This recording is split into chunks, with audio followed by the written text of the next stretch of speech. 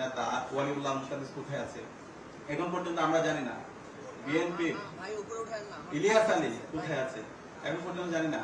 আমাদের সুমন ভাই কোথায় আছে। এভাবে আমাদের শত শত নেতৃবৃন্দকে ফেসিবাদ বিরোধী যারা আন্দোলন করেছে তাদেরকে গুম করা হয়েছে এবং সেই গুমে আমাদের ব্যারিস্টার আরমান ভাই, আজমি ভাই এবং সেই গুমে হুম্মাম কাদের চৌধুরী ভাই থেকে শুরু করে মাইকেল চাকমা অসংখ্য ভাইরা তারা গুম অবস্থায় ছিল, তাদেরকে বছরের পর বছর নির্যাতন নিষ্পেষণ করা হয়েছে। এবং এই জুলাই বিপ্লবের মাধ্যমে আজকে আমরা আমাদের এই গুমের শিকার আরমান ভাইকে ফিরে পেয়েছি, আজকে আজমি ভাইকে ফিরে পেয়েছি, মাইকেল চাকমাকে ফিরে পেয়েছি। কিন্তু এখন পর্যন্ত ওয়ালিউল্লাহ মুকাদ্দিস ভাইরা কোথায় আছে সেটা আমরা জানি না। এখন পর্যন্ত সুমন ভাই কোথায় আছে সেটা আমরা জানি না। যে খুনি হাসিনা গত 16 বছরের ফেসিবাদ কায়েম করেছে, আইনাগরের মাধ্যমে আমাদের ফেসিবাদ বিরোধী আন্দোলনে যারা নেতৃত্ব দিয়েছে, বিচারিক হত্যাকাণ্ডের মাধ্যমে এদেশের সম্ভাবনাময় যারা নেতৃবৃন্দ আছে তাদেরকে হত্যা করেছে এবং তাদের পরিবারকে বছর পর বছর ধরে তাদেরকে বিভিন্নভাবে জুলুম নির্যাতন করেছে এবং তাদের পরিবারকে গুম করেছে। সেই খুনি হাসিনার বিচার এই স্বাধীন বাংলাদেশে হতে হবে ইনশাআল্লাহ। এবং আজকে আমরা দেখতে পাচ্ছি আমাদের এই খুনি হাসিনা এবং তার দোসরদের গুম, খুন, আইনাগর সেটার উপর আজকে ডকুমেন্টারি তৈরি হচ্ছে। আজকে মুস্তাফা সরোয়ার ফারুকী ভাই অনেকগুলো ডকুমেন্টারি তৈরি করেছে, আইনাগরের উপর ডকুমেন্টারি তৈরি করেছে, আরমান ভাইয়ের উপর, সুমন ভাইয়ের উপর। কিন্তু সেই ডকুমেন্টারিগুলোতে আমরা দেখতে পাচ্ছি খুনি হাসিনা এবং তার দোসররা সেটাকে নাটক বলতেছে। যে খুনি হাসিনা গত 16 বছরে বাংলাদেশে ফেসিবাদ কায়েম করেছে, এই জুলাই বিপ্লবে আমাদের 2000 ভাই বোনকে শহীদ করেছে, 40,000 ভাই বোনকে পঙ্গু করেছে, সেই খুনি হাসিনা এখন পর্যন্ত তাদের মধ্যে কোনো অনুশোচনা নাই। এই গণহত্যাকে, এই শিশু হত্যাকে, এই আইনাগর, এই সব কিছুকে তারা নাটক বলছে। আমাদের ছাত্র জনতার পক্ষ থেকে স্পষ্ট দাবি, বাংলাদেশে খুনি হাসিনা এবং তার দোসরদের রাজনীতি করার কোনো অধিকার নাই। তাদেরকে যেখানে পাওয়া যাবে তাদেরকে ধরে থানায় দিতে হবে, তাদের সবাইকে দৃষ্টান্তমূলক বিচারের আওতা নিয়ে আসতে হবে।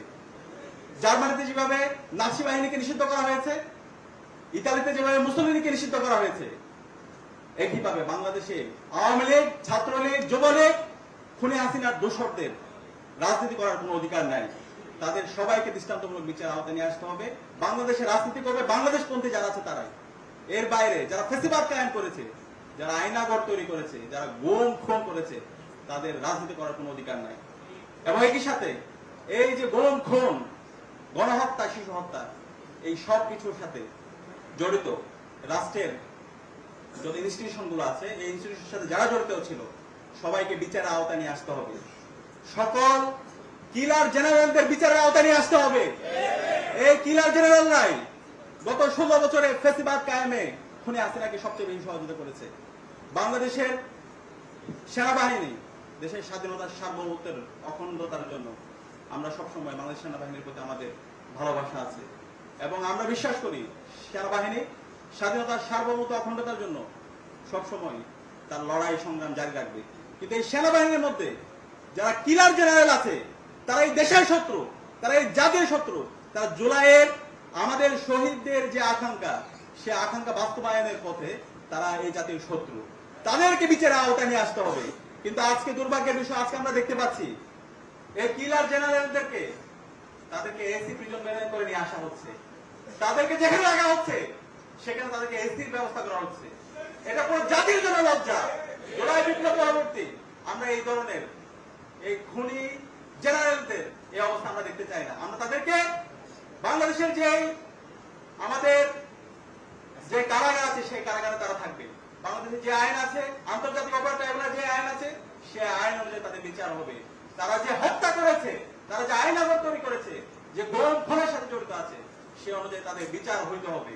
এই বিচারের সাথে যারা জড়িত আছে, আমি আন্তর্জাতিক অপরাধ ট্রাইব্যুনালকে এবং অন্তর্বর্তীকালীন সরকার অনুরোধ করবো, আপনারা গাছ নিয়ে বিচার করেন। আপনাদের সাথে ছাত্র জনতা আছে, ছাত্র জনতা যেভাবে জোরাই নেমে এসেছিল, প্রয়োজনে আবার রাস্তায় নামবে। কিন্তু এই কিলার জেনারেলদের তাদের দায় মুক্তি দেওয়ার কোন সুযোগ নেই। এই দায় মুক্তি দেওয়ার যারাই চেষ্টা করবে, বাংলাদেশের ফেসিবাদের যে পরিণত হয়েছিল, খুনি হাসিনার যে পরিণত হয়েছিল, তার চাইতে খারাপ পরিণতি আপনাদের হবে। আমরা যারা আবু সাইদের উত্তরসূরিরা, শহীদ ওয়াসিম, শহীদ আলী রায়হানের উত্তরসূরিরা আছি, আমরা ঘুমিয়ে যাইনি। আমরা আমাদের প্রতিবাদ প্রতিরোধ জারি রাখবো। 5 আগস্টের পরে আমরা দেখতে পেয়েছি যে আয়নাগরের এবং বিভিন্ন জায়গায় যে টর্চার সেলগুলো ছিল সেগুলো আলামতগুলো ধ্বংস করা হয়েছে এবং যে নথিগুলো ছিল সেগুলো ধ্বংস করে দেওয়া হয়েছে। এই 5 আগস্টের পরে এই নথিগুলো ধ্বংস করছে কারা? কারা আয়নাগরগুলোকে ধ্বংস করেছে? তাদেরকে খুঁজে বের করতে হবে। অন্তর্বর্তীকালীন সরকারের মধ্যে ঘাপটি মেরে বসে থাকা মুক্ত অবস্থায় যারা ফেসিবাদের দূষণ আছে তাদেরকে বের করতে হবে। তাদেরকে যদি বের না করেন, আমরা ঢাকা বিশ্ববিদ্যালয় কেন্দ্রীয় ছাত্র সংসদের পক্ষ থেকে ঘোষণা দিচ্ছি, অন্তর্বর্তীকালীন সরকার এবং বাংলাদেশের ডিফেন্সে যারা আছেন আপনাদের ফেসিবাদের পারপাস তা করেন। আমরা প্রত্যেকেই এই ঢাকা বিশ্ববিদ্যালয় থেকে আবার জুলাই যেভাবে রাস্তায় নেমেছিলাম সেভাবে আমরা রাস্তায় নেমে আমাদের প্রতিবাদ প্রতিরোধ জারি রাখবো। আমি আপনাদের অনুরোধ করবো সারা দেশের মুক্তিকামী ছাত্র জনতাকে আমাদেরকে সজাগ থাকতে হবে, আমাদেরকে সতর্ক থাকতে হবে। দেশের স্বাধীনতা সার্বভৌমত্ব নিয়ে বিভিন্ন ধরনের ষড়যন্ত্র এবং চক্রান্ত হচ্ছে, সেই ষড়যন্ত্র এবং চক্রান্তকে রুখে দেওয়ার জন্য আমাদের লড়াই জারি রাখতে হবে। এবং এই আহ্বান জানাবো, আপনারা জানেন এই কিলার জেনারেলরাই জানে আমার সুমন ভাই কোথায় আছে, এই কিলার জেনারেলরাই জানে আমার ওয়ালিউল্লাহ মুকাদ্দিস ভাই কই আছে, এই কিলার জেনারেলরা জানে আমাদের ইলিয়াস আলী কোথায় আছে। দ্রুত সময়ের মধ্যে আমাদের সকল গমকৃত ভাইদেরকে আমাদের মাঝে ফিরে দিতে হবে, না হলে আমরা আবার রাস্তায় নেমে আমাদের এই ভাইদের মুক্তির আন্দোলনে আমরা রাস্তায় নামবো এবং এই পরিণতি আপনাদের খারাপের দিকে নিয়ে যাবে।